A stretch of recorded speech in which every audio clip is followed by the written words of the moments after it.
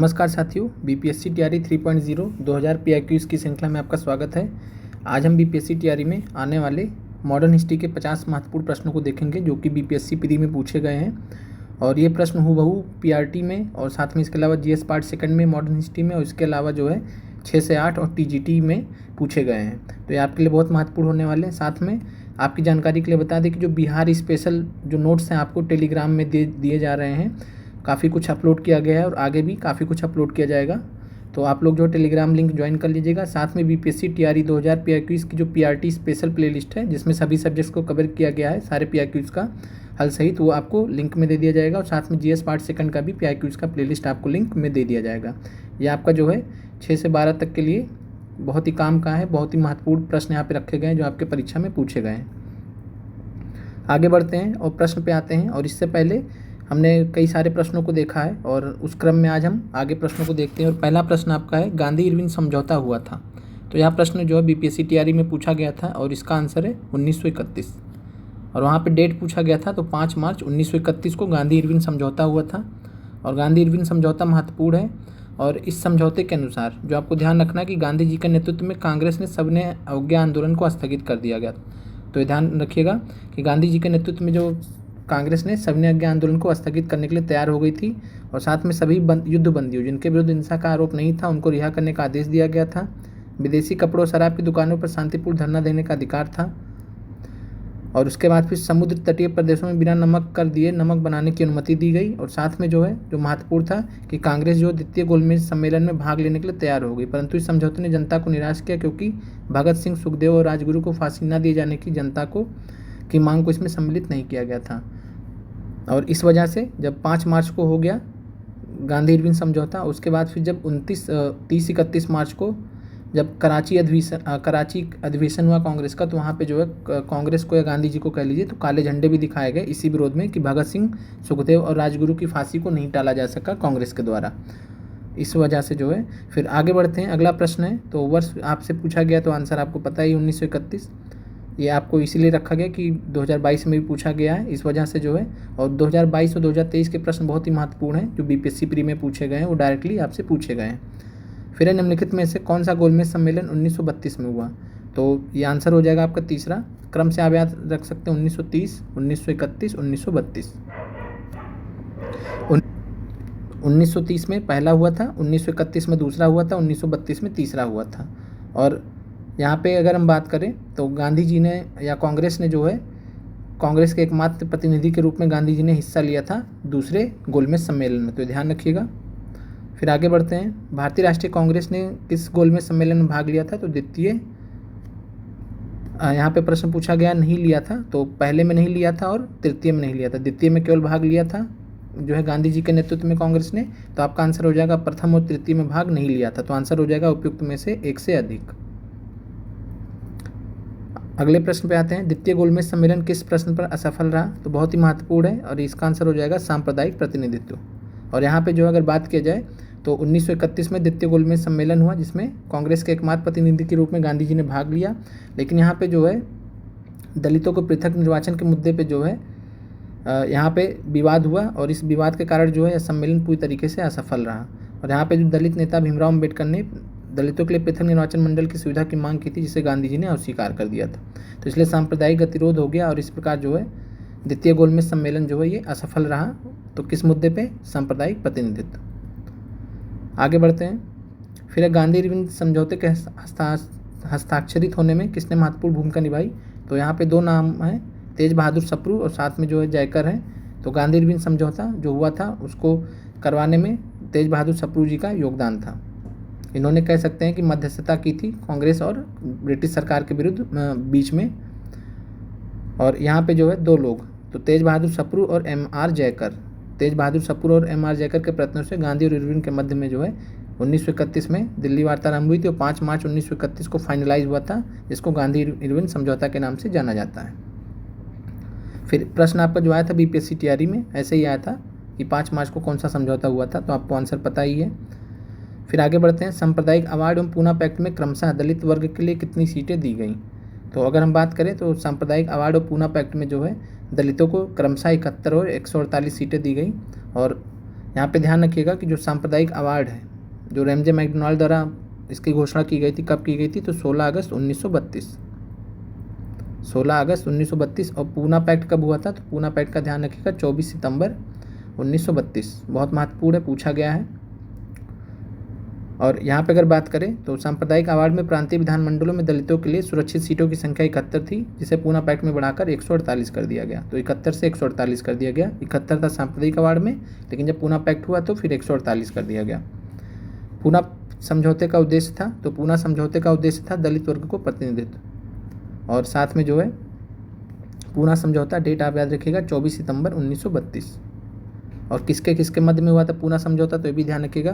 पूना समझौता जो है मतलब गांधी जी और अंबेडकर के मध्य बातचीत हुआ था। लेकिन जो अगर इस पर साइन करने की बात करें तो आपको कमेंट के माध्यम से बताना है कि इस पर साइन किसने किया था।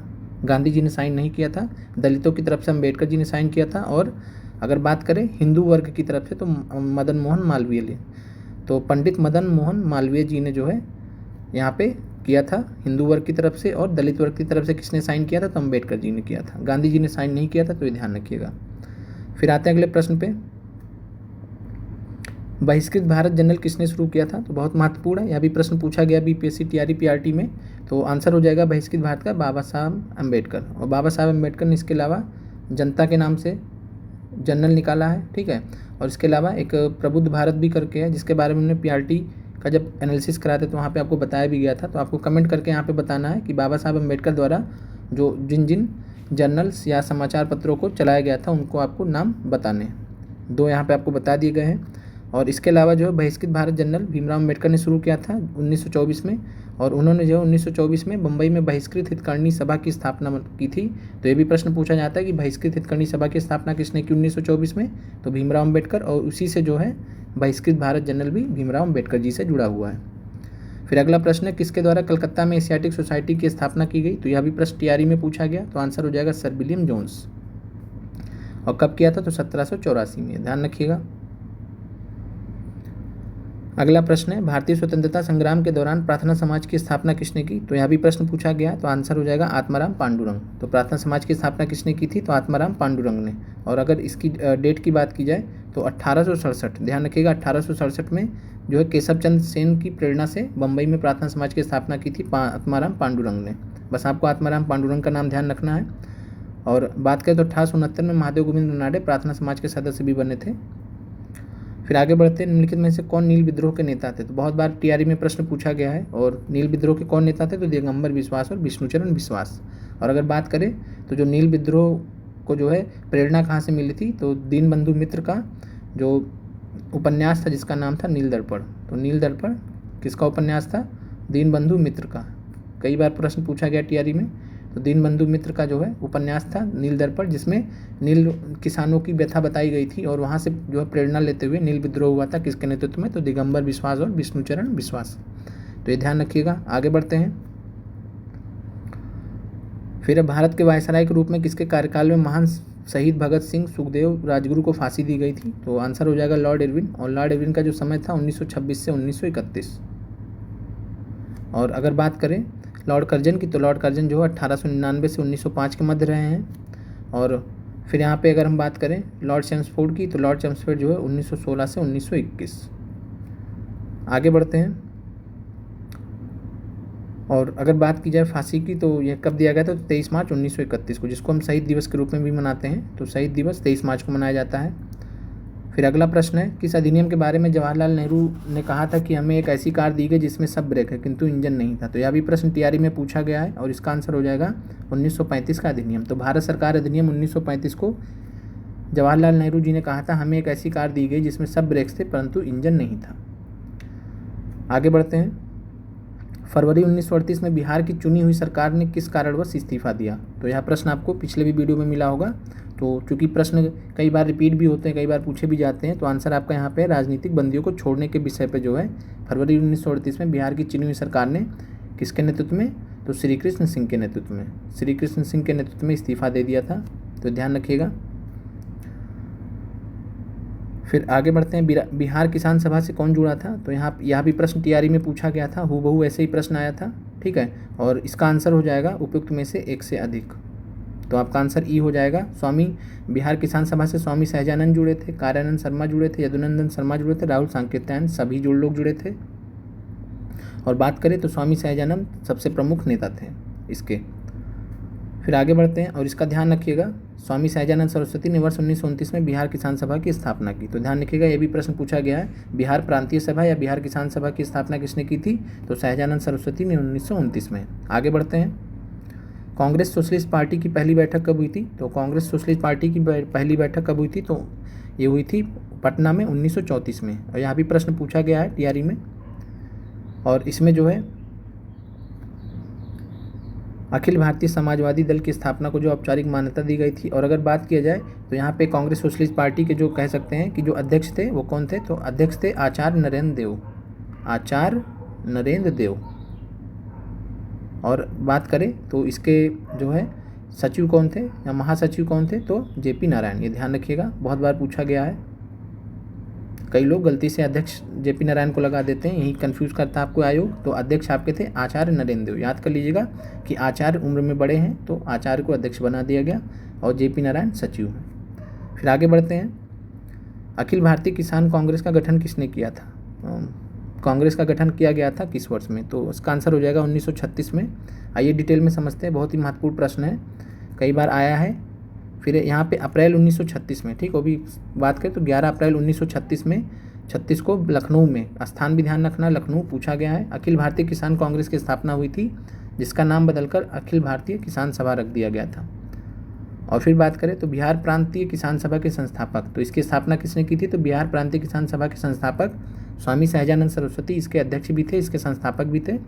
और साथ में आंध्र में किसान आंदोलन के अगुआ और किसी क्षेत्र की समस्याओं के विद्वान एनजी रंगा इसके महासचिव थे। तो आपको दो चीज़ ध्यान रखनी है कि सहजानंद सरस्वती अध्यक्ष थे, ठीक है, अखिल भारतीय किसान सभा की 1936 में स्थापना हुई लखनऊ में, पहला अधिवेशन लखनऊ में हुआ और एनजी रंगा इसके महासचिव थे। आगे बढ़ते हैं, 1936 में लखनऊ में अखिल भारतीय किसान सभा का प्रथम अध्यक्ष किसे चुना गया था? तो स्वामी सहजानंद सरस्वती जी हो जाएंगे और एनजी रंगा महासचिव। आगे बढ़ते हैं, भारत ट्रेड यूनियन कांग्रेस के पहले अध्यक्ष कौन थे? तो बहुत ही महत्वपूर्ण सवाल है। तो All India trade union Congress, जिसको भारत ट्रेड यूनियन कांग्रेस कहा जा रहा है, और इसके पहले अध्यक्ष थे लाला लाजपत राय जी। और अगर हम बात करें तो इसकी स्थापना किसने की थी? तो All India Akhil Bharatiya trade union Congress, all India trade union Congress की स्थापना एनएम जोशी ने, बहुत महत्वपूर्ण है, 31 अक्टूबर 1920 को बम्बई में की गई थी। स्थान ध्यान रखिएगा, बम्बई में की गई थी। और फिर अगर बात करें तो यहाँ पे जो है इसके प्रथम अध्यक्ष थे लाला लाजपत राय जी, तो ध्यान रखिएगा, महत्वपूर्ण है। उपाध्यक्ष जोसेफ बैप्टिस्टा थे और महामंत्री दीवान चमन लाल बजाज जी थे। फिर आगे बढ़ते हैं और यहाँ पे अगर बात करें जयप्रकाश नारायण जो किस पार्टी से जुड़े थे? तो जयप्रकाश नारायण जी किस पार्टी से जुड़े थे? तो कांग्रेस सोशलिस्ट पार्टी। और कांग्रेस सोशलिस्ट पार्टी के बारे में हम देखें यहाँ पे तो स्थापना हुई 1934 में, स्थान कहाँ? पटना में। संस्थापक कौन थे? आचार्य नरेंद्र देव और जयप्रकाश नारायण। दो नाम ध्यान रखिएगा, आचार्य नरेंद्र देव और जयप्रकाश नारायण। आचार्य नरेंद्र देव अध्यक्ष बने थे और जयप्रकाश नारायण महासचिव।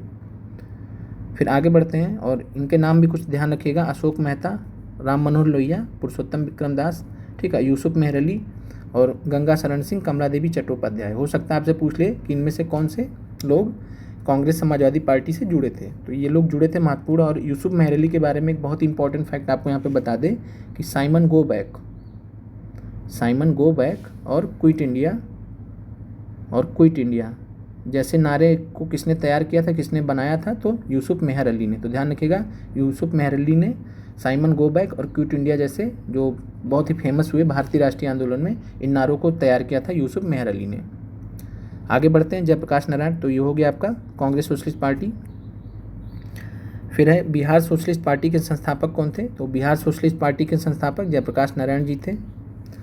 और इसका जो गठन कब हुआ था? तो 1931, ईयर ध्यान रखिएगा। और बिहार स्पेशल में महत्वपूर्ण है, तो बिहार सोशलिस्ट पार्टी का गठन गंगा शरण सिंह, रामवृक्ष बेनीपुरी और रामानंद मिश्रा आदि ने किया था।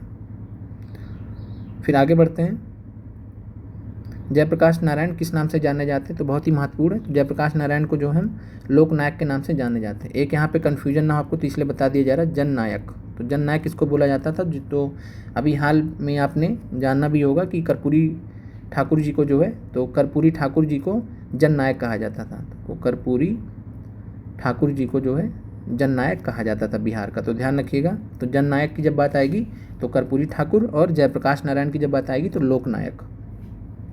थोड़ा सा फर्क है दोनों में। और अगर हम बात करें जयप्रकाश नारायण जी की, तो वो 1942 में भारत छोड़ो आंदोलन के दौरान इन्होंने डॉक्टर राम मनोहर लोहिया और अरुणा आसफ अली के साथ मिलकर गुप्त रूप से भारतीय जनता को संगठित किया था। और इन्होंने 5 जून 1974 को, याद रखिएगा, 1974 में जो है पटना के गांधी मैदान में संपूर्ण क्रांति, टोटल रिवोल्यूशन का आह्वान किया था। तो प्रश्न पूछा जाता है कि संपूर्ण क्रांति का नारा या आंदोलन किसने दिया था, तो आंसर हो जाएगा आपका जयप्रकाश नारायण। और इसके अलावा ध्यान रखिएगा कि 1942 में जो है 1943 में भारत छोड़ो आंदोलन के दौरान ही इन्होंने स्थापना की थी आज़ाद दस्ते की। जो भी प्रश्न पूछा गया है तो आज़ाद दस्ते की स्थापना की थी जयप्रकाश नारायण जी ने। फिर अगला प्रश्न है जयप्रकाश दिवस कब मनाया गया, तो जयप्रकाश दिवस अप्रैल 1946 में मनाया गया। पूछा जा सकता है आपसे। और जब ये इनको जो है लाहौर जेल से छोड़ा गया था 12 अप्रैल 1946 को, तो इसके बाद जो है जयप्रकाश जो है दिवस मनाया गया था। तो आप ध्यान रखिएगा 12 अप्रैल 1946, 12 अप्रैल 1946 को जो है जयप्रकाश दिवस मनाया गया था। फिर 1938 में भारतीय राष्ट्रीय कांग्रेस के अध्यक्ष निर्वाचित हुए थे। तो 1938 में काफ़ी ज़्यादा जो है नाटकीय ढंग से भारतीय राष्ट्रीय कांग्रेस के अध्यक्ष जो है निर्वाचित हुए थे सुभाष चंद्र बोस जी। इनको पूरा जो है कह सकते हैं बहुमत मिला था, लेकिन चूंकि इनके विरोध में थे, ये भी प्रश्न पूछा गया है कि इनके विरुद्ध में कौन खड़े हुए थे जो हार गए थे। तो सुभाष चंद्र बोस ने जो है सीतारमैया को हरा दिया था। ठीक है, तो सीतारमैया को हराकर अध्यक्ष पद जीते थे, लेकिन उन्होंने अप्रैल 1939 में अध्यक्ष पद से इस्तीफा दे दिया था। और राजेंद्र प्रसाद जी को जो है सुभाष चंद्र बोस की जगह जो है नया कांग्रेस अध्यक्ष बनाया गया। तो यह भी पूछा गया है।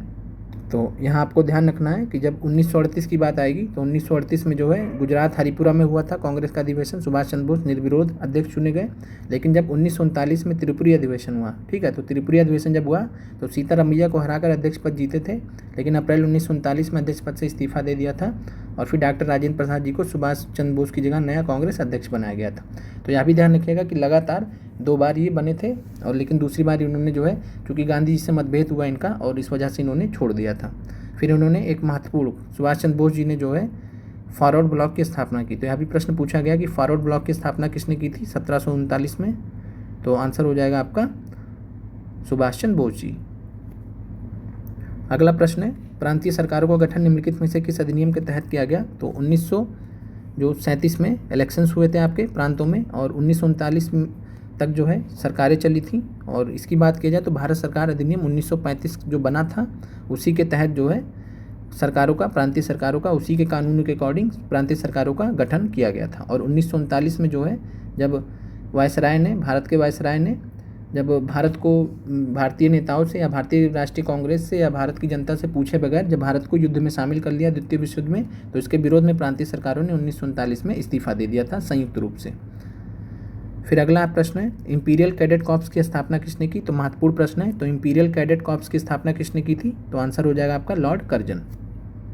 और लॉर्ड कर्जन 1899 से 1905 के बीच में रहे हैं। और इन्हीं के समय में जो बहुत ही कह सकते हैं कि जो सबसे चर्चित जो समय रहा इनके समय में हुआ था बंगाल का विभाजन, जिसके बारे में हमने डिटेल में देखा है। लॉर्ड रिपन की बात की जाए 1880 से 84 के बीच में थे, और ये काफ़ी कह सकते हैं अच्छे वायसराय में से गिने जाते हैं। और इनको जो है भारत में स्वशासन का जनक, तो ध्यान रखिएगा स्थानीय स्वशासन का जनक कहा जाता है भारत में लॉर्ड रिपन को। और इन्होंने ही जो है जो एक मतलब भारतीय प्रेस पे जो प्रतिबंध लगाए गए थे किनके द्वारा, तो लॉर्ड लिटन द्वारा, जो उन्होंने कानून लेके आए थे, तो उस कानून को किसने हटाया था, तो लॉर्ड रिपन ने हटाया था, जिसके बारे में हमने डिटेल में चर्चा की है। और इसके तहत जो प्रेस वगैरह को जब्त कर लिया जाता था, कई सारे जो रेस्ट्रिक्शंस प्रेस पे लगा दिए थे। तो प्रेस पे कह सकते हैं जो रेस्ट्रिक्शंस भी कब किसने हटाए थे, तो लॉर्ड रिपन ने। और लॉर्ड मिंटो के बारे में आप जानते ही हैं। लॉर्ड मिंटो को जो है भारत में पृथक निर्वाचन का जनक कहा जाता है, और इन्हीं के दिमाग की उपस्थिति की जो है मुसलमानों को पृथक निर्वाचन देकर आपस में जो भारत में एक बांट करो राज करो नीति को आगे बढ़ाते हैं। फिर अगला है, और आंसर यहाँ पे भी ध्यान रखिएगा 1901 में इंपीरियल कैडेट कॉर्प्स की स्थापना की गई थी। फिर All India State People's Conference का गठन कब किया गया था, तो All India State People's Conference, तो ध्यान रखिएगा वर्ष पूछा जाता है 1927, बहुत ही महत्वपूर्ण है। फिर अगला प्रश्न है सीमांत गांधी के नाम से कौन जाने जाते हैं। तो आपका प्रश्न है सीमांत गांधी के नाम से कौन जाने जाते हैं। बहुत ही महत्वपूर्ण प्रश्न है। अब्दुल गफ्फार खान फेमस हैं, बीपीएससी में बहुत प्रश्न आते हैं। इनको जो है सरहदी गांधी भी कहते हैं। तो चाहे सरहदी गांधी आए, चाहे सीमांत गांधी आए, चाहे फ्रंटियर गांधी आए, ठीक है। फ्रंटियर को हिंदी में सीमांत बोलते हैं, तो किसी भी शब्द से आ सकता है। तो आपका आंसर हो जाएगा अब्दुल गफ्फार खान। और इन्होंने 1929 में जो है खुदाई खिदमतगार नाम के एक मतलब दल बनाया था, खुदाई खिदमतगार जिसमें काफ़ी सारे पठान शामिल थे। और इनका जो मतलब योगदान था मुख्यतः फिर 1930 में जब सविनय अवज्ञा आंदोलन हुआ तो इन्होंने जो है उत्तर पश्चिम भारत में, तो उत्तर पश्चिम भारत जो फ्रंटियर प्रोविंस था, तो वहाँ पे इन्होंने जो है सविनय अवज्ञा आंदोलन को लीड किया था। और इनको जो है चूँकि गांधी जी के तगड़े फॉलोअर थे, इस वजह से इनको सीमांत गांधी के नाम से जाना जाता है। अगला प्रश्न है नाव और नेबर पैम्पलेट किसने लिखा। तो महत्वपूर्ण है आपके लिए। तो नाव और नेबर पैम्पलेट किसने लिखा था, तो रहमत अली। तो चौधरी रहमत अली ने लिखा था नाव और नेबर पैम्पलेट।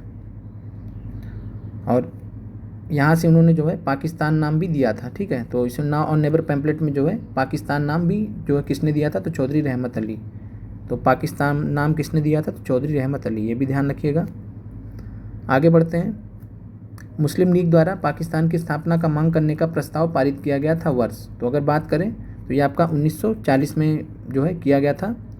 और यहाँ पे आपको ध्यान रखना कि 22 से 24 मार्च 1940 को मुस्लिम लीग के लाहौर अधिवेशन में, कौन सा अधिवेशन था, तो लाहौर अधिवेशन और पाकिस्तान प्रस्ताव पारित किया गया था। प्रश्न पूछा गया है कि पाकिस्तान प्रस्ताव कब पारित किया गया था मुस्लिम लीग का, तो ये 23 मार्च 1940, ये ध्यान रखिएगा डेट 23 मार्च 1940। फिर आगे बढ़ते हैं। महात्मा गांधी द्वारा 1940 में प्रारंभ किए गए व्यक्तिगत सत्याग्रह के तीसरे सत्याग्रही कौन थे। तो जब तीसरे सत्याग्रही की तो पहले की बात कर लेते हैं, तो विनोबा भावे पहले थे, जवाहरलाल नेहरू जी दूसरे थे और ब्रह्मदत्त तीसरे थे। तो पहला दूसरा तीसरा आपको ध्यान रखना है। पहले थे विनोबा भावे, ब्रह्मदत्त थे तीसरे और जवाहरलाल नेहरू जी थे दूसरे। तो आंसर हो जाएगा ब्रह्मदत्त, तीसरे सत्याग्रही। और ये कब हुआ था, तो 1940 में हुआ था और 17 अक्टूबर 1940, पूरा डेट याद रखिएगा, पूछा जा सकता है या पूछा भी गया है। 17 अक्टूबर 1940 को व्यक्तिगत इंडिविजुअल सत्याग्रह स्टार्ट हुआ था भारत में। फिर अगला प्रश्न है व्यक्तिगत सत्याग्रह किसने आरंभ किया था। तो बात करें तो 17 अक्टूबर 1940 को किसने आरंभ किया था, तो विनोबा भावे ने, ठीक है। तो पहले ये सत्याग्रही बने थे। और आपको कमेंट के माध्यम से बताना है कि बिहार में पहले, ठीक है, अगर आपने पढ़ा है तो बताइए बिहार में पहले सत्याग्रही कौन थे, ठीक है। तो बिहार में पहले सत्याग्रही कौन थे, व्यक्तिगत सत्याग्रही कौन थे। फिर है व्यक्तिगत सत्याग्रह आंदोलन के प्रथम सत्याग्रही कौन थे। तो आपका आंसर हो जाएगा विनोबा भावे, आचार्य विनोबा भावे, ये जो है व्यक्तिगत सत्याग्रह आंदोलन के प्रथम सत्याग्रही थे। फिर है ब्रिटिश की भर्ती का सार्जेंट की उपाधि प्रथम विश्व युद्ध के दौरान सरकार को अपना सहयोग देने के कारण किसने प्राप्त की थी। तो सही आंसर आपका महात्मा गांधी जी ने, क्योंकि महात्मा गांधी 1915 में भारत आए, ठीक है। फिर 1917 में उन्होंने चंपारण सत्याग्रह किया। फिर 1918 में अहमदाबाद मिल स्ट्राइक लीड किया। उसके बाद फिर जो है खेड़ा से रिलेटेड जो आपका दिक्कत था तो उसको लीड किया इन्होंने। और अगर बात करें तो 1914 से 1918 के बीच में जब प्रथम विश्व युद्ध हुआ तो इन्होंने जो है भारतीयों से या भारतीय सैनिकों से आह्वान किया कि आप लोग जो है ब्रिटिश सरकार की तरफ से जाइए और युद्ध करिए। और इस उम्मीद में किया था कि उसके बाद जब युद्ध समाप्त होगा तो ब्रिटिश सरकार जो है भारतीयों को जो है तमाम तरीके की रियायत देगी, और जिससे मतलब भारतीयों को जो है एक हिसाब से कह सकते हैं कि जो शासन में जगह होगा मिलेगी। तो ये सब एक्सपेक्टेशंस थे, लेकिन ऐसा कुछ खास हुआ नहीं था। और चूँकि गांधी जी का योगदान था, गांधी जी के कहने मात्र से काफ़ी सारे जो सैनिक थे वो भाग लिए थे प्रथम विश्व युद्ध में, तो इसलिए जो है इनको जो है ब्रिटिश का भर्ती सार्जेंट की उपाधि दी गई थी। फिर आगे बढ़ते हैं।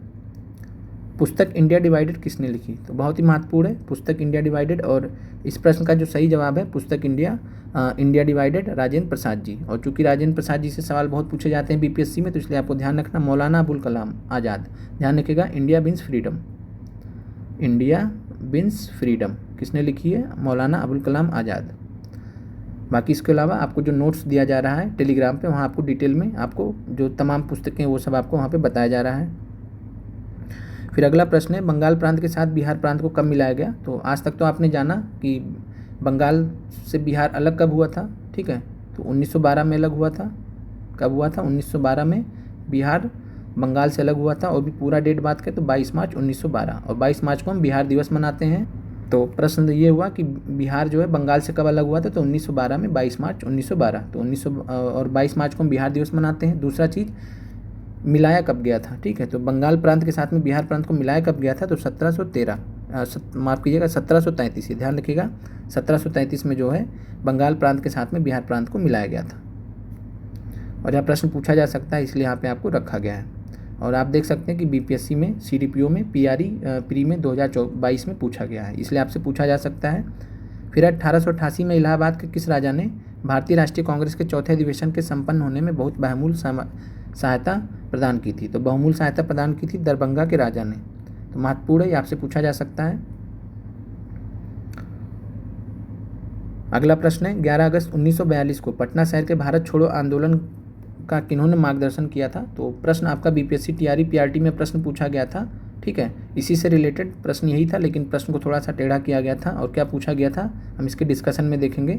तो 11 अगस्त 1942 को पटना शहर में भारत छोड़ो आंदोलन का किसने मार्गदर्शन किया था, तो यहाँ आपका आंसर हो जाएगा नगर के अधीनस्थ नागरिकों ने। तो जो नगर के अधीनस्थ नागरिक थे उन्होंने इसका मार्गदर्शन किया था। और बात करें तो 11 अगस्त 1942 को, डेट याद रखिएगा, 11 अगस्त 1942 को बिहार के पटना शहर में भारत छोड़ो आंदोलन का मार्गदर्शन नगर के अधीनस्थ नागरिकों ने किया था। इस दौरान राष्ट्रवादी युवकों ने पटना स्थित सचिवालय भवन के सामने विधानसभा की इमारत पर राष्ट्रीय ध्वज फहराने का प्रयास किया था। और इस पटना के कलेक्टर और पटना के जो कलेक्टर थे WG आर्चर, ठीक है। तो प्रश्न ये पूछा गया था कि किसने गोली चलाने का आदेश दिया था, हालांकि वो प्रश्न में त्रुटि थी जिसको हमने सही कराया था प्रश्न में, ठीक है। तो WG आर्चर ने छात्रों पर गोली चलाने का आदेश दिया था। और आपसे पूछा गया था डेट, और ऑप्शन वहाँ पे 11 अगस्त नहीं दिया था, तो आपका आंसर था नन ऑफ दीज। और वैसे भी प्रश्न गलत था, तो इसलिए भी नन ऑफ दीज वहाँ पे आंसर मान लिया गया था, ठीक है। तो WG आर्चर ने, ध्यान रखिएगा, तो WG आर्चर पटना के कलेक्टर थे और बिहार स्पेशल प्रश्न है ये। और इसमें जो है 7 छात्रों की मृत्यु हो गई थी और अनेकों घायल हुए थे। तो 11 अगस्त 1942 को ध्यान रखिएगा। फिर आगे बढ़ते हैं, भारत छोड़ो आंदोलन का नेतृत्व किसने किया था। तो भारत छोड़ो आंदोलन जो है वो नेतृत्व उसका किसी ने भी नहीं किया था, तो ध्यान रखिएगा इनमें से किसी भी नहीं। और बात करें तो 8 अगस्त 1942 को जो है अखिल भारतीय कांग्रेस समिति की बैठक हो गई थी। और उसी रात को जो पुलिस ने महात्मा गांधी, मौलाना आज़ाद और सभी प्रमुख कांग्रेसी नेताओं को गिरफ्तार कर लिया। और 8 अगस्त की बात करें तो 8 अगस्त 1942 को जो है क्विट इंडिया प्रस्ताव, भारत छोड़ो प्रस्ताव पारित किया गया था। और फिर एक सप्ताह के भीतर कांग्रेस संगठन से संबद्ध प्रत्येक महत्वपूर्ण व्यक्तियों को गिरफ्तार कर लिया गया था। और यहाँ पे ध्यान रखिएगा, भारत छोड़ो आंदोलन राष्ट्रीय स्वतंत्रता संघर्ष का प्रथम आंदोलन था, जो नेतृत्वहीनता की स्थिति में होने के बावजूद भी अपने उद्देश्यों को पूरा कर सका, क्योंकि कई सारे ऐसे महान आंदोलनकारी जो है कह सकते हैं भूमिगत होकर, जैसे कि राम मनोहर लोहिया जी, जयप्रकाश नारायण जी, उषा मेहता जी, ऐसे लोग थे, ठीक है, अरुणा आसफ अली जी, ये लोग काम कर रहे थे। इस वजह से जो है नेतृत्वहीनता के बावजूद भी है अपने उद्देश्य को यह पूरा कर सका। भारत छोड़ो आंदोलन कब प्रारंभ हुआ, तो 9 अगस्त 1942 को प्रारंभ हुआ था। 8 अगस्त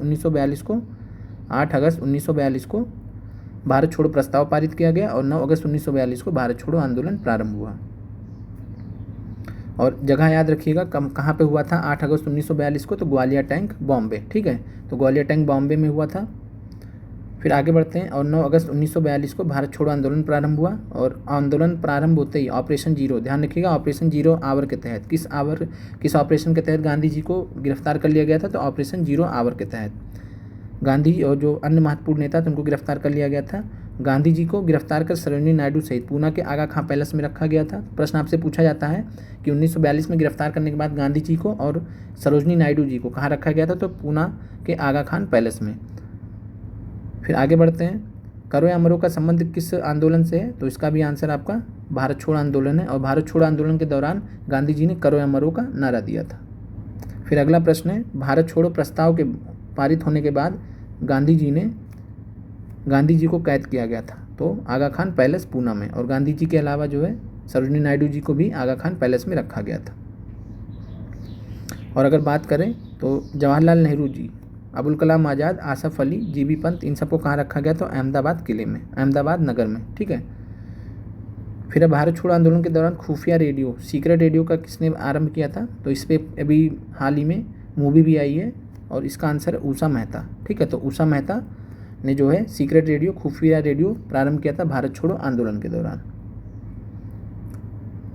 और भारत छोड़ो आंदोलन के दौरान जो भूमिगत कार्य थे, भूमिगत तरीके से जो लीड कौन कर रहा था, तो मतलब वैसा कोई नेतृत्वकर्ता नहीं थे, लेकिन जो इसमें विस्मरणीय नाम है यहाँ पे आपका, तो राम मनोहर लोहिया जी, जयप्रकाश नारायण, ठीक है, और साथ में जो उषा मेहता और अन्य नाम थे जो कि इस समय काम कर रहे थे। फिर डॉक्टर राजेंद्र प्रसाद को 9 अगस्त को 1942 को गिरफ्तार करके कहाँ भेजा गया था, तो आंसर ध्यान रखिएगा, बांकीपुर जेल में इनको भेजा गया था, पटना में बांकीपुर जेल में इनको भेजा गया था।